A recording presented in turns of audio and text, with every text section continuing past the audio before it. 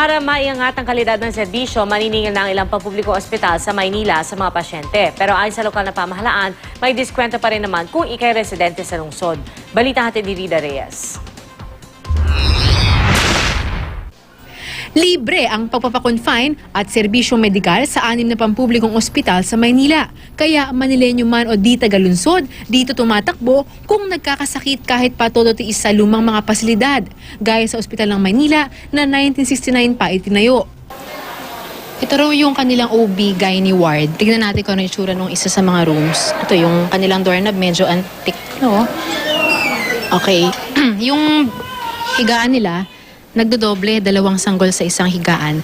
Tapos ito, merong bukasan ng electric fan, kaya lang walang electric fan. Wala ring aircon, so yung mga pasyente dito medyo tumutulo ang pawis, ang init. Yung kama nila, gula-gulanit. Ayan, umiyak na si baby. Ang isa pa sa mga concern ng mga nanay dito, marami raw ipis na gumagapang. Kaya yung mga anak daw nila, minsan daw, makikita nila, meron raw ipis sa balat. Naiinitan. Tsaka maraming gumagapang na ipis sa higaan nila. Pero bakit dito ka pa rin nagpapagamot?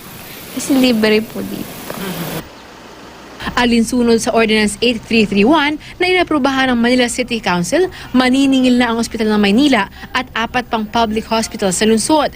Ang Ospital ng Tondo sa Marso pa maniningil. If we don't get any funding or reduced funding, then the services will suffer.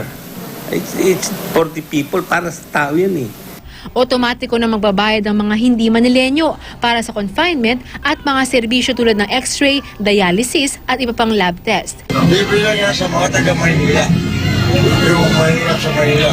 Pero kung hindi lang taga-Maynila, bayad na sila. Pero kahit mga taga-Maynila, may bayad na rin sa mga serbisyong yan. Pero may diskwento depende sa assessment ng social welfare ng lungsod sa kanilang sweldo. Exempted pa rin ang mga poorest of the poor, lalo na ang mga binigyan ng orange card ng city government. Yan ang ultimate na namin target. Maibigay sa mga taga-Maynila kung anong naibibigay sa private hospital. Yung quality ng service, quality ng care, pati yung mga top of the line na equipment. Aprobado naman ng Department of Health ang hakbang ng lungsod para raw maisaayos ang kalidad ng serbisyo ng lahat ng ospital sa bansa. That will make sure na maging sustainable. Kasi pag nalugi yung ospital, magsasara yun. Pag nagsara yung ospital, mas maraming kawawa. Rida Reyes, GMA News.